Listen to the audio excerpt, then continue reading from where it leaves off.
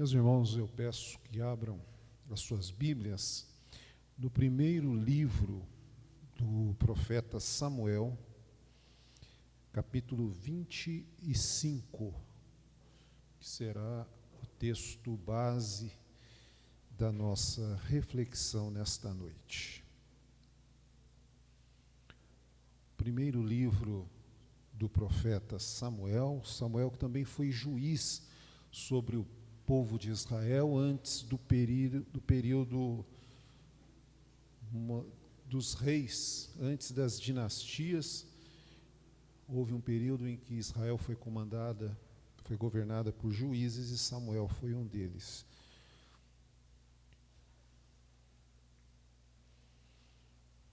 E eu peço que após a leitura você não feche a sua Bíblia, porque nós vamos voltar ao texto algumas vezes, em algumas referências.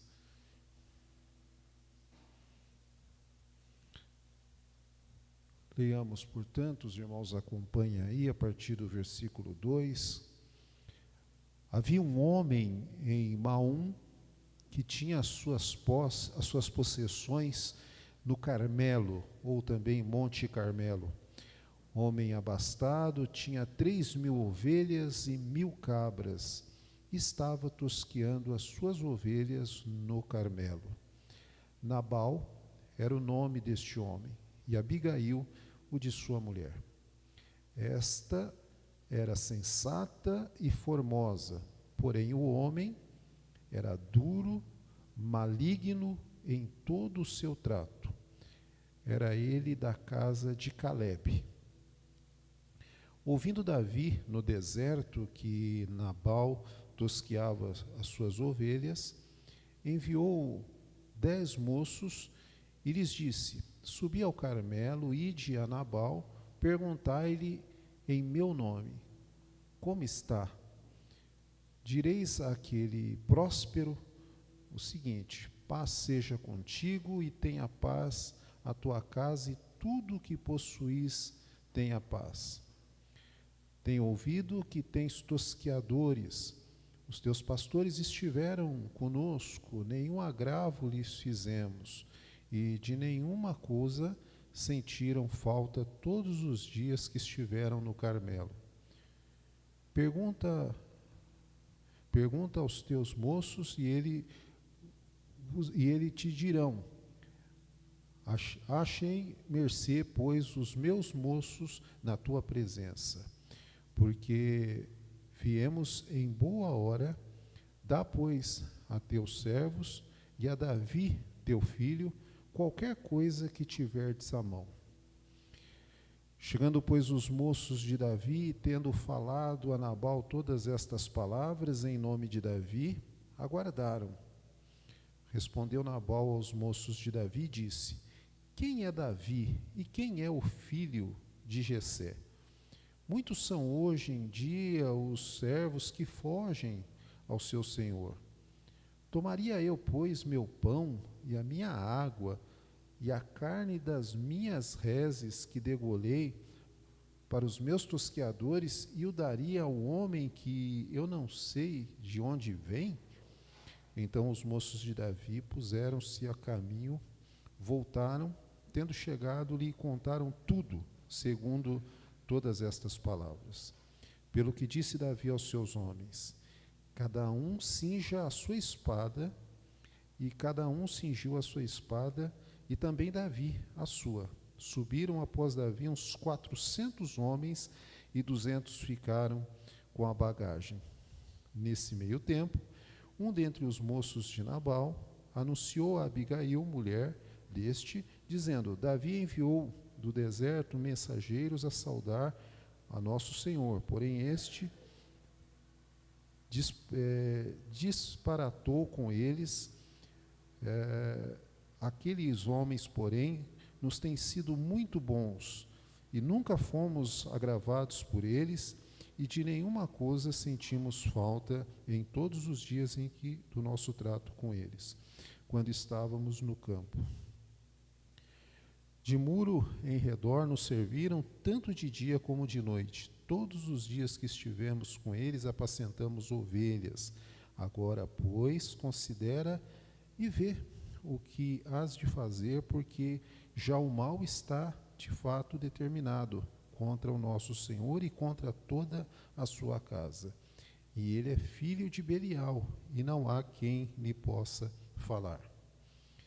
Abigail, então, apazigua a Davi, fazendo o seguinte: então Abigail tomou a toda a pressa 200 pães, 2 odres de vinho, 5 ovelhas preparadas, 5 medidas de trigo tostado, 100 cachos de passas e 200 pastas de figo, e pôs sobre jumentos, e disse aos seus moços: de diante de mim, pois, vos seguirei de perto. Porém, nada disse ela a seu marido, Nabal, enquanto ela, cavalgando um jumento, descia encoberta pelo monte. Davi e seus homens também desciam, e ela se encontrou com eles. Ora, Davi dissera: com efeito, de nada me serviu ter guardado tudo quanto este possuiu no deserto, e de nada sentiu falta de tudo quanto lhe pertence, e ele me pagou o mal por bem. Faça Deus o que lhe aprouver aos inimigos de Davi, se eu deixar ao amanhecer um só do sexo masculino dentre os seus. Vendo, pois, Abigail Davi, apressou-se, desceu do jumento e prostrou-se sobre o rosto diante de Davi, inclinando-se até a terra. Lançou-se-lhe aos pés e lhe disse: ah, Senhor meu, caia a culpa sobre mim. Permite falar a tua serva contigo e ouve a palavra da tua serva. Não se importe o meu senhor com este homem de Belial, a saber, com Nabal, porque o que significa o seu nome, ele é. Nabal é o seu nome, e a loucura está com ele.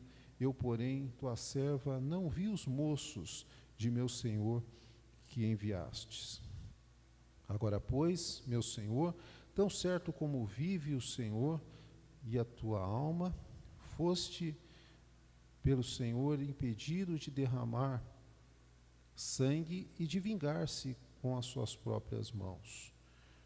Com Nabal, sejas os teus inimigos e os que procuram fazer mal ao meu Senhor. Então, esse é o presente que trouxe a tua serva ao meu Senhor, seja ele dado aos moços que seguem ao meu Senhor.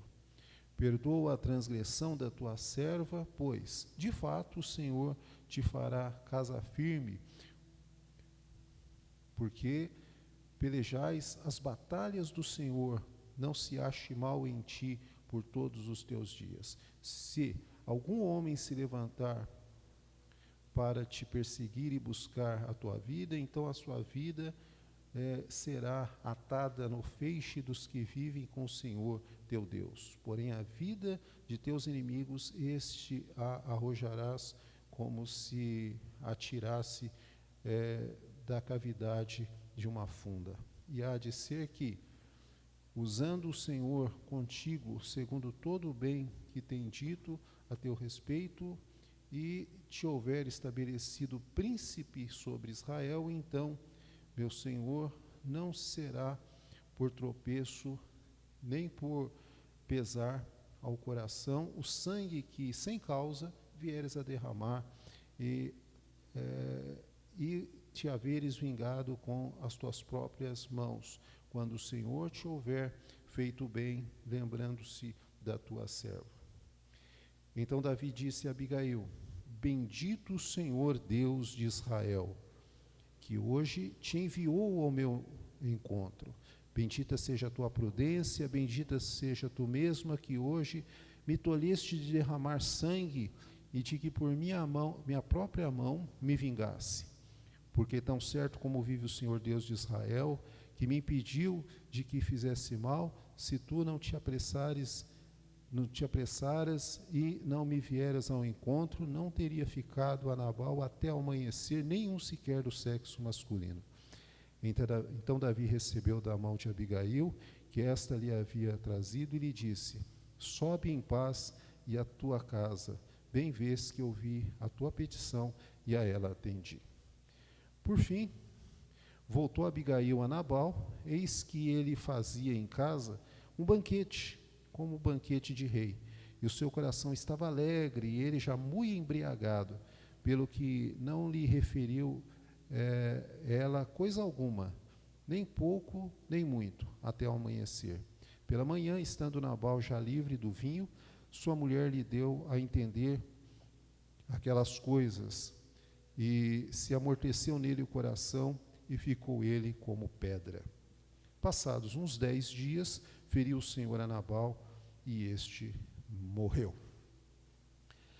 Muito bem, meus irmãos, eu quero trazer aqui para a nossa reflexão a história de uma mulher cujo marido não prestava. Mas quando eu digo não prestava, não é que tinha defeitos, é que só tinha defeitos. E eu quero conversar com todos nesta noite sobre essa história, porque toda história que é narrada aos detalhes, como esta, tem um objetivo principal, um objetivo primário, de nos ensinar, de nos instruir. E também nos orientar sobre aquilo que, eventualmente, é possível que façamos ou não façamos ao longo da nossa vida. Então, nós vamos nos debruçar com toda a reverência, com todo o respeito e buscando a iluminação de Deus, sobre a história desta mulher chamada Abigail, que muitos aqui conhecem, e quem não conhece, a partir de hoje passará a conhecer. E para falar sobre essa história, entender um pouco sobre ela, eu quero trazer aqui para a igreja o contexto histórico em que essas coisas aconteceram. Nós lemos aí muitos versículos, uma leitura cansativa, mas necessária, para que você entenda, não é? O agir de Deus na vida desta mulher, o agir de Deus na vida daquele que seria um dos maiores reis de Israel, que é Davi. Bom, no momento em que esses fatos acontecem, isso está lá no versículo 1, que nós não lemos, Samuel havia falecido. Aliás, Samuel acabara de falecer. Samuel, que foi um dos maiores profetas na vida de Israel. Samuel, que aliás foi aquele por cujas mãos Deus ungiu Davi. Foi a Samuel que Deus mostrou aquele que seria o rei de Israel a substituir Saul. Quem conhece a história vai se lembrar que o povo estava insatisfeito com Saul. Saul estava enveredando por caminhos de impiedade. Davi se tornara um rei arrogante, um rei que fazia mal ao seu povo, até porque a escolha por um rei foi de Israel. O próprio povo pediu um rei. Nós temos que tomar cuidado com aquilo que a gente pede, né? Porque pediram um rei e foi lá um soberano que fazia muito mal. E precisava ser substituído, e foi Samuel que, dirigido por Deus, foi até a casa de um homem chamado Jessé, e lá ungiu Davi como rei de Israel. Muito bem, com a morte de Samuel, houve grande tristeza no povo judeu.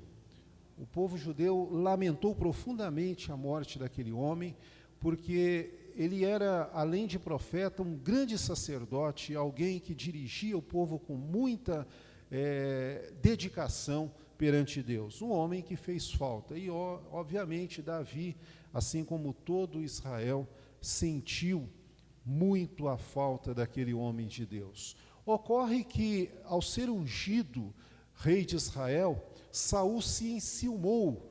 Ele se recusou a passar o bastão, ele se recusou a entregar a coroa, de forma que neste período, exatamente neste período aqui em que se deu essa história, havia quase que 2 reis em Israel, um que já estava no poder e seria substituído, e outro que Deus havia ungido pelas mãos de Samuel para que fosse o sucessor. Ocorre que Saul não concordava com a sucessão e passou a procurar matar Davi. Por mais de uma vez, pelo menos 3 vezes, Saul intentou dolosamente procurando matar Davi, e só as mãos de Deus que puderam salvá-lo das mãos daquele rei ímpio. Portanto, Davi não teve outra alternativa senão se retirar de Jerusalém para os desertos de Parã, região do Monte Carmelo, para que não fosse morto.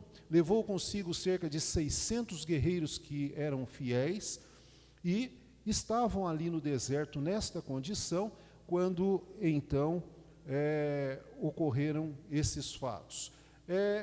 Ali no deserto, no Monte Carmelo, tiveram um encontro com os funcionários de Nabal, que cuidavam das ovelhas no alto do monte, longe da sede da propriedade, e, portanto, os funcionários de Nabal já haviam tido contato com Davi. Davi sabia que se tratava de um homem próspero, um homem com muitas propriedades, e a fome entre os seus homens o levou a procurar Nabal para, então, ter mantimentos para os seus homens. Davi, então, envia uma comitiva de 10 moços, 10 jovens guerreiros, para saudarem educadamente a Nabal, para cumprimentarem aquele homem.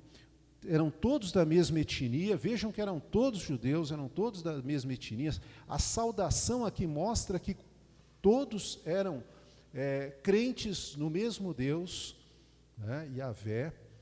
E é claro que, educadamente, pedirem alguma coisa. Notem a educação daqueles moços. Pediram aquilo que ele pudesse dar, né? Aquilo que não lhe fizesse falta, né? Pediram educadamente qualquer doação que fosse possível.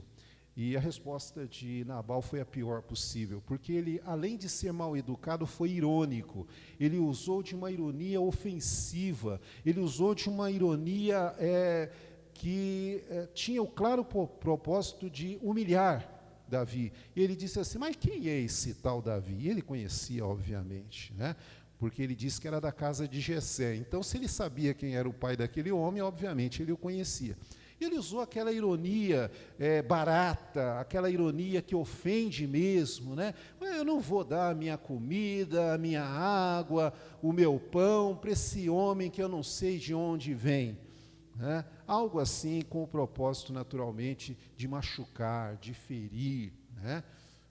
Algo deste tipo. E é claro, o objetivo foi alcançado, porque quando os homens contaram a Davi a resposta que receberam, imediatamente Davi usou dos recursos que ele já estava acostumado a usar, porque os homens violentos usam a violência como resposta sempre.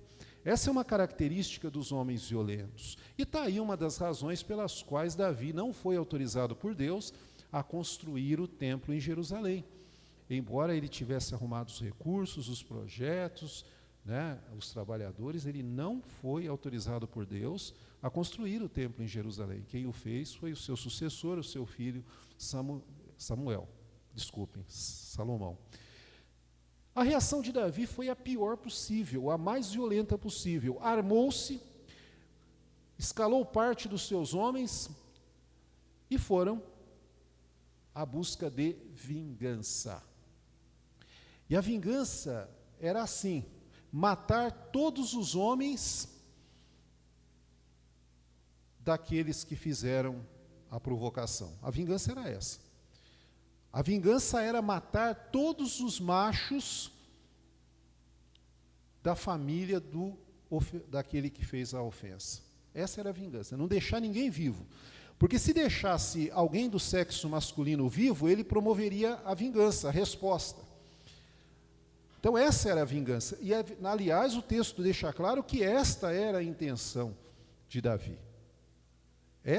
Este era, na verdade, o propósito de Davi.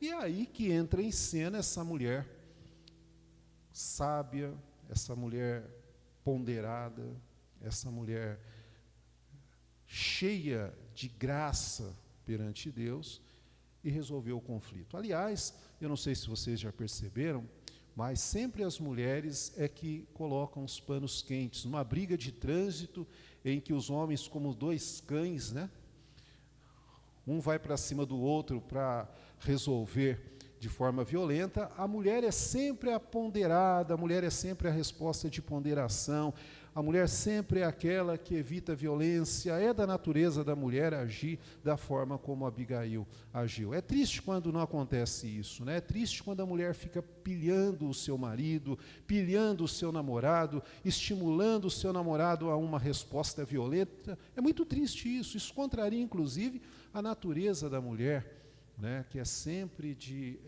resolver as coisas através do diálogo, através da conversa. Vamos a algumas lições que esse longo texto que nós lemos juntos nos ensinam, né, e servem de parâmetro para a nossa vida, servem de parâmetro para a nossa existência, né? Eu disse no início da minha fala que toda a história contada com detalhes na Bíblia tem o objetivo primário de nos ensinar. Tudo que dantes foi escrito para o nosso conhecimento, para que nós sejamos instruídos, nossa instrução. A primeira lição que esse texto mostra, meus amados, é que nem toda mulher, isso vale para o homem também, mas o texto fala de uma mulher. Nem toda mulher se casa com um homem que ela merece, sendo boa, sendo sábia, sendo cuidadosa. Muitas vezes uma mulher boa esposa, mulher crente, mulher de Deus, se casa com alguém que de repente tem um caráter como este aí de Nabal, né? Vamos ir lá no versículo 3. Leia comigo, volte lá no versículo 3. Infelizmente eu estou usando aqui as telas, não vai ser possível reproduzir, mas você leia comigo aí, na sua Bíblia, o versículo 3. Né? Nabal era o nome deste homem, e Abigail de sua mulher. Esta era sensata e formosa, porém o homem era duro e maligno em todo o seu trato. Era maligno, ele era mal intencionado, ele era mau caráter, ele não era só mal educado, ele era mau caráter. E o curioso, amados, é que ele era da família de Caleb. Lembram-se quem era Caleb, o amigo de Josué? Amigo de Josué, aliás, mais que amigo, um verdadeiro irmão, no sentido operacional, funcional da palavra. Caleb foi aquele que foi com os espias, né, e voltou com notícias alvissareiras, né, mostrando que Deus era maior que o problema. Os demais, seus companheiros, acharam um problema maior que Deus. Caleb, ele era da família de Caleb, e Caleb era um homem bom. Às vezes, de uma família de pessoas boas, saem uns trastes que não dá para explicar. Não dá para explicar. Não se sabe aqui como essa mulher bonita, sensata, ela era bonita, está escrito aqui no texto. Não se sabe aqui como uma mulher bonita, sensata, caiu numa fria dessa. Se casou com um traste desse, não se sabe. Alguns exegetas, né, inclusive a tradição rabínica, mostra que é possível que ela tenha sido dada pelo seu pai em casamento, que era comum no Oriente Médio. Os pais davam a filha em casamento. Aliás, aqui no Brasil, até o final do século XX, ainda acontecia isso, sobretudo no Norte e no Nordeste. Né? Algumas pessoas davam a filha para o amigo, para se casar com o amigo. Às vezes o amigo com o dobro da idade da menina. No Oriente Médio, isso era parte da cultura. Então, é muito possível que, sendo Nabal um homem rico, o pai de Abigail tenha dado-na como esposa. Também é possível que ela tenha sido prometida, que era um dos outros costumes ali no Oriente Médio. O texto não fala, a Bíblia também não mostra, mas o fato é que ela se casou com esse traste. Os dois eram tão diferentes como água e vinho. Se você olhar aí o versículo 3, né, nós acabamos de ler, um deles era bonito, sábio, sensato. O outro era maligno, mal educado, barrigudo, careca, tinha mau hálito, e a gente pode colocar todos os adjetivos que não estão aí, mas certamente ele tinha. Né? Todos os péssimos adjetivos que se possa enxergar num homem, Nabal tinha. Então era uma pessoa má. Mas o curioso, amados, é que ela nunca, em momento algum, cogitou em separar-se daquele homem. Ela cumpriu o desígnio, é certo que ela não era apaixonada por ele, também o texto não permite essa conclusão. Mas o fato é que ela estava casada com ele, cumpria os seus deveres de esposa e o fazia com respeito. Muitas irmãs nossas, não só da Igreja Presbiteriana do Brasil, mas de todas as igrejas, mulheres piedosas, mulheres crentes, são casadas com homens ímpios. Não se sabe como se deu o casamento, muito provavelmente antes da conversão delas, mas o fato é que a maioria das mulheres crentes tem um marido que não as merece. E o que fazer, meus amados? O que fazer? Qual foi a lição de Abigail para essas nossas irmãs? Honrar os seus maridos enquanto eles quiserem com elas permanecerem casados.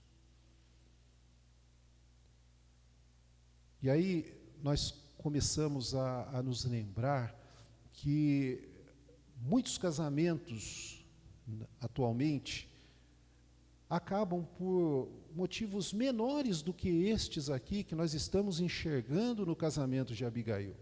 Abigail tinha todas as razões para largar esse homem, para fugir, para viver qualquer outro tipo de vida, menos sendo esposa de um traste desse. Mas, ao que tudo indica, ela se manteve ali, leal aos seus compromissos de esposa, suportando caladinha os seus desígnios. A verdade é que, quando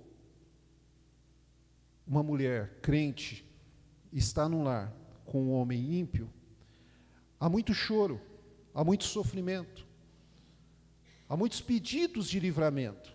E Deus ouve esses pedidos. Eu quero te dizer que nós devemos crer que Deus está neste momento ouvindo as suas servas que sofrem nas mãos de homens ímpios, de homens mal educados, de homens violentos, tais como o personagem que nós estamos estudando aqui nesta noite. A segunda lição que eu vejo na história de Abigail é que o casamento dela só terminou quando Deus disse que terminaria. Nesse caso, com a morte dele. É claro que ninguém vai pedir aqui a morte do cônjuge. Claro. Pelo menos confessadamente não, né? Pelo menos confessadamente não. Mas o fato é que o casamento de Abigail só terminou quando Deus quis que terminasse. Os últimos versículos que nós lemos, os versículos 38 e depois o 39 que nós não lemos, dizem que, passados uns 10 dias, ele morreu e ela se casou com o rei Davi, agora rei consolidadamente, durante algum tempo lá na cidade de Hebrom. Mas ela em momento nenhum conspirou contra a vida de seu marido, pelo contrário, ela salvou o seu marido. Ele merecia ser salvo? Não, não merecia. Mas aquela mulher, enquanto esteve casado com Nabal, cumpriu o seu papel de esposa, e a gente sabe por quê? Porque ela confiava na providência de Deus. Ela era mulher temente a Deus. E ela esperava no Senhor. E se aquele casamento durasse mais 20 anos, aquela mulher no seu coração estava disposta a esperar na providência de Deus. Graças a esse Deus não durou tanto mais. mas ela não sabia que terminaria tão rápido. Vejam que nós não sabemos a providência de Deus quando será operada na nossa vida. Nós não sabemos. Ela não sabia. Nesse caso foi rápido, poderia não ser. Uma outra lição para a nossa vida é que quando Abigail viu a tragédia se aproximar, ela agiu rapidamente. Ela foi rápida. Ela tomou providência. Há uma expressão, um advérbio de tempo e de modo também, que mostra como foi a ação de Abigail. Vamos voltar lá ao texto, os versículos 18 e 19. Por favor, volte aí na sua Bíblia. Então Abigail tomou a toda pressa, ou seja, correndo, rápido, 200 pães, 2 odores de vinho, enfim, tudo aquilo que ela iria oferecer a Davi, a toda pressa. Ela não ficou choramingando, ela não ficou ligando para as irmãs da SAF, chorando da vida, ela não ficou mandando mensagem pelo WhatsApp, dizendo que estava tudo acabado, que ela não queria mais viver. Não, ela agiu. Quando a desgraça se aproxima na nossa vida, seja no casamento, seja nas relações de trabalho, enfim, nós precisamos agir apressadamente. Orar também. Pedir orações? Também. Desabafar? Também. Mas precisamos agir. E ela agiu. Estão vindo matar o meu marido e todos do sexo masculino. Ela sabia dessa tradição, ela sabia desse costume. Então vamos agir. O que precisa ser feito?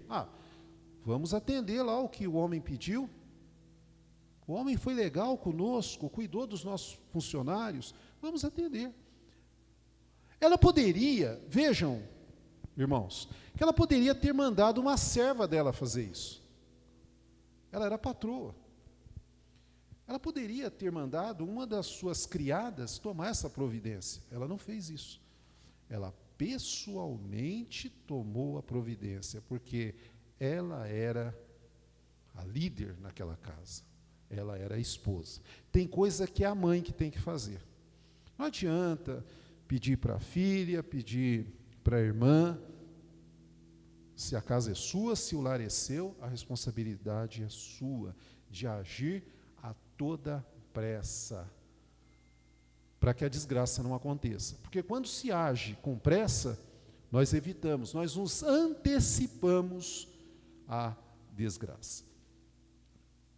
Uma outra lição que eu vejo nessa história de Abigail é que, ao contrário do seu esposo arrogante, ignorante, malcriado, ímpio, Abigail foi totalmente humilde ao se referir a Davi, que nem havia ainda consolidado o seu reinado. Ainda havia uma discussão, ele estava em processo de consolidação, Saul não queria entregar o trono, ele não era nem rei de fato ainda, mas vejam como ela chegou. Eu te concito mais uma vez, peço a sua paciência, para ler o versículo 28.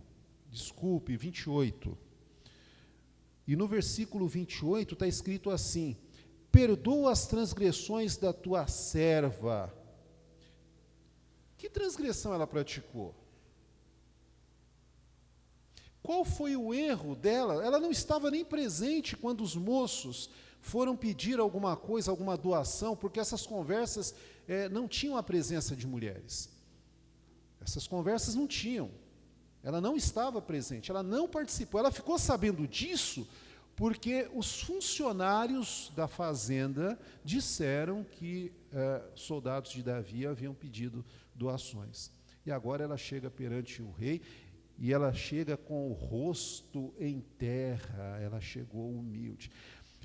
Eu vou dizer uma coisa para você nesta noite: a educação e a humildade quebra o coração até do ímpio. Às vezes o ímpio está disposto a te fazer mal, às vezes o ímpio está disposto a te prejudicar, mas a sua educação e a sua humildade quebra o coração de qualquer um. Quebra o coração de qualquer um. Quando a pessoa sente em você estar despido de qualquer orgulho, de qualquer pretensão, ela se desarma.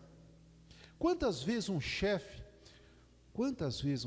chega, ele nem dorme à noite, né, sonhando com você, olha, eu vou pegar aquele crente lá, funcionário, mas vou quebrá-lo no meio, né? Mas vou quebrar. E ele vai ensaiando no caminho até, ele vai escolhendo ali quais as palavras mais pesadas, como ofender mais, e aí de repente ele se depara com alguém que diz assim, olha meu chefe, o senhor me perdoe, eu errei mesmo, mas eu sou ignorante, eu não sei, acabou. É como bater, por exemplo, num cachorro morto, que já está morto. É como bater num gato que já está morto. A humildade é um grande segredo para que se tenha grandes coisas na vida, seja na vida profissional, na vida estudantil e até nas relações sociais onde nós vivemos. Meus amados, a humildade é a chave que abre todas as portas existentes no mundo das relações humanas. Tenha certeza disso. Quando se é humilde, quando se é despido de qualquer pretensão, as coisas acontecem. Até Deus gosta de um coração contrito. Vejam que Deus não quer nem sacrifícios. Sacrifícios que Deus quer é um coração contrito, disse o salmista. Agora, uma pessoa arrogante, uma pessoa que não deixa nem o patrão dizer, o patrão começa, eu sei, mas isso não vai acontecer de novo. Há pessoas que nem sequer ouvem uma reprimenda de um chefe, de um patrão, ele já vai logo se explicando, e ele sempre tem uma explicação para tudo, ele sempre tem uma razão para tudo, ele sempre tem uma desculpa para tudo. E o que é pior, a culpa nunca é dele. A culpa nunca é dele. Às vezes pode ser até das estrelas, mas dele não é. Parafraseando aqui uma obra da literatura. Mas a culpa nunca é dele. Nós temos que ser humildes. Abigail foi extremamente humilde a ponto de absorver uma conduta ímpia do marido, porque não foi ela que negou os haveres, as doações a Davi, mas ela disse, perdoa, a culpa é minha, eu fui a culpada. E isso moveu de tal forma o coração de Davi, isso desarmou aquele homem violento de tal forma que a espada baixou assim. Acabou a intenção de vingança. E ele confessa, você leu isso comigo, falou assim, Deus te abençoe, porque você evitou que eu derramasse sangue sem motivo e que eu vingasse com as minhas próprias mãos. A humildade. Mas o que é necessário para ser humilde? É necessário sabedoria. E sabedoria não se aprende na universidade. Eu tenho buscado distinguir sabedoria de conhecimento. São coisas diferentes. O conhecimento formal a gente aprende na escola, a gente aprende na universidade, mas a sabedoria é a maneira como nós usamos esse conhecimento no nosso dia a dia, nas nossas relações. É isso que é sabedoria. Sabedoria é se apropriar desse conhecimento para enfrentar situações novas e fazer isso com sucesso, com eficácia, com eficiência. É isso que é sabedoria. É possível que alguém que sequer tenha estudado formalmente na vida, é possível que alguém sequer seja alfabetizado, seja sábio, e nós sabemos que isso acontece. Aliás, nós temos na família pessoas que são assim, não sabem distinguir uma letra do alfabeto da outra, mas são sábias, porque sabedoria é isso. Uma outra coisa que nós precisamos absorver dessa história é que, veja, amado e amada, Abigail escolheu o melhor momento para falar com o seu marido sobre tudo o que havia acontecido e como ela livrou a família de uma morte certa. Os versículos 36 e 37, vamos lá ao texto, estamos acabando já. Os versículos 36 e 37 Voltou Abigail a Nabal, eis que ele fazia em casa um banquete, leia-se churrasco, viu? Na época não se falava isso, mas era churrasco, pode acreditar. Como banquete de rei, o seu coração estava alegre e ele já estava muito embriagado, pelo que não lhe referiu ela coisa alguma, nem pouco nem muito, até ao amanhecer. Foi direto dormir. Aliás, ele nem a viu, viu? Algumas traduções mostram que ele nem falou com ela, ele nem percebeu a chegada da esposa. Eu vou falar com alguém que está bêbado? Eu vou discutir relação com alguém que está bêbado? Mas tem gente que faz isso. O marido chega tropeçando, caindo, ela quer discutir a relação. Vai dar boa coisa? Não vai. Vai dar violência doméstica, vai dar prejuízo. Meus amados, nós precisamos ser sábios e saber quando falar com as pessoas. Há momentos que não comportam uma discussão sobre um assunto sério. Naquele momento, o marido estava alcoolizado, estava bêbado, estava no meio de um churrasco. Ela ia explicar o que para ele? Bom, a bebida prejudica duas áreas no nosso cérebro. Primeiro, a cognição e segundo, a emocional. Então, a pessoa que está sob o efeito do álcool, ela não entende. Não é porque ela não quer, ela não entende. E segundo, ela se exalta fácil. Ela se irrita fácil. Ela não falou nada. Vamos dormir.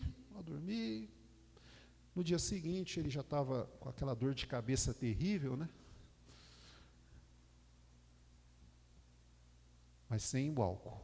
Aí ela explicou para ele. E o texto diz que ele ficou parado, ele pensou assim, meu Deus, como dizem os norte-americanos, uau, eu quase morri. A minha mulher me salvou. Mas agora ele podia entender o que estava acontecendo.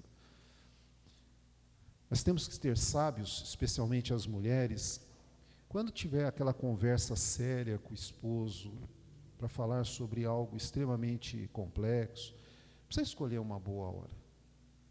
Não vai falar sobre isso durante o jogo do Corinthians, por exemplo, ou do São Paulo, ou do Palmeiras. Não vai falar sobre isso, né, no momento em que outras coisas estão reclamando a atenção. É preciso ser sábio. E aí entra a questão da sabedoria. É preciso saber quando falar sobre as coisas, sobre certas coisas. Não vai tratar de um assunto indigesto durante as refeições, à mesa, para gerar ácidos que vão prejudicar o sistema digestório e o metabolismo do corpo. É preciso ser sábio nesse sentido. E Abigail foi. Essa história mostra que ela, percebendo o estado de embriaguez do seu esposo, ela ficou calada, não disse nada. Ele falou, eu não falei antes, também não vou falar agora. Se eu falasse antes, ele não deixaria que eu tomasse a providência. E se eu disser agora, ele não vai entender. E só no dia seguinte ela falou. Isso é sabedoria, meus amados. Isso é sabedoria pura. Isso é sabedoria que nos inspira, que nos ajuda a ter sucesso naquilo que nós vamos falar, naquilo que nós vamos pedir e na discussão que nós vamos propor. E aqui, já encaminhando para o final, eu quero trazer algumas aplicações para a nossa vida, 3. Há outras, mas em razão do tempo que nós temos, nós vamos falar de 3 aplicações que você certamente percebeu durante a leitura do texto, né? A mulher sábia edifica o lar. O texto no qual me inspirei diz que a tola destrói com as suas mãos, né? E a mulher sábia edifica o lar, mesmo que o marido seja tolo. Mesmo que o marido seja tolo, assim como Nabal, a mulher sábia edifica o lar. Há homens que não perderam tudo,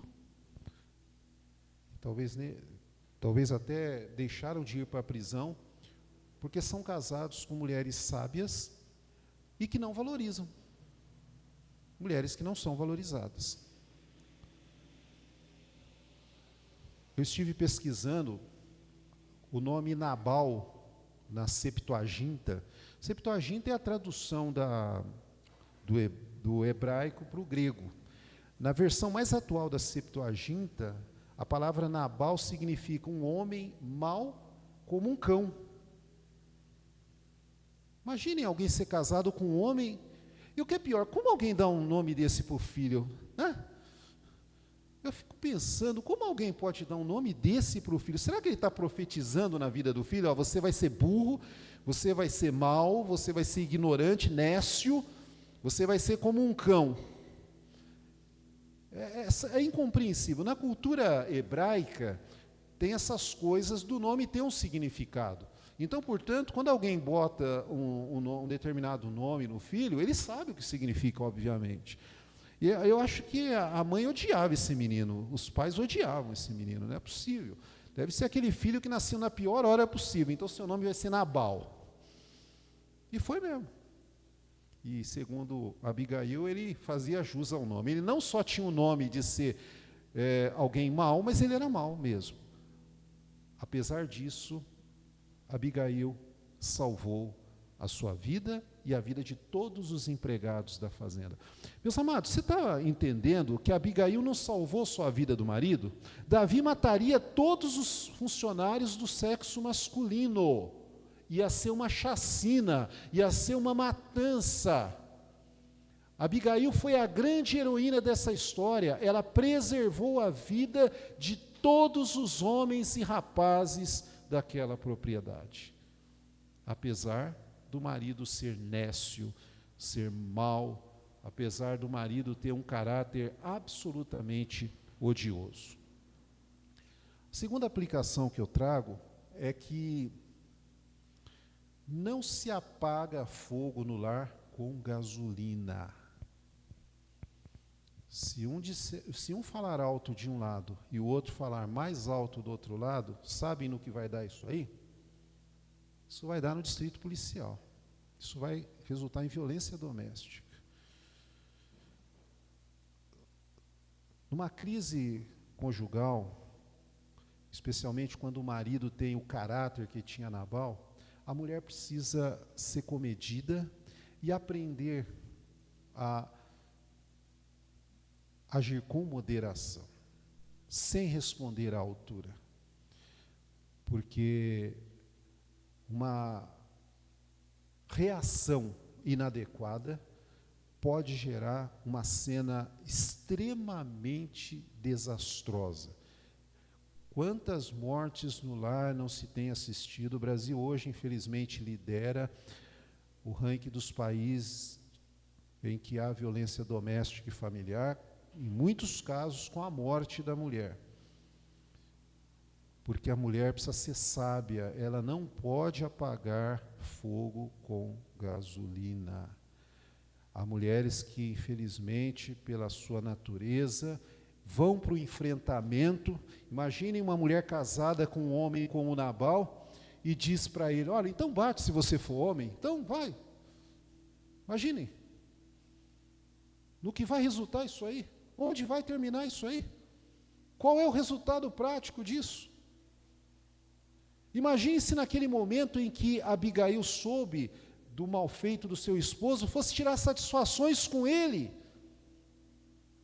Imaginem. Ô Nabal, que negócio é esse aí que você fez? Você é louco da cabeça? Bom, louco você é, né? Mas você é burro. Onde você está com a cabeça? Você quer matar todo mundo? É isso que você quer? Imaginem. Imaginem o que teria acontecido, mas não. Sabe o que ela fez? Você viu no texto. Ela ficou quietinha, foi lá, tomou a providência que tinha que tomar, não falou nada para ele. Falou: esse cara não vai entender. Eu vou fazer o que tem que ser feito, ele não vai entender. E foi.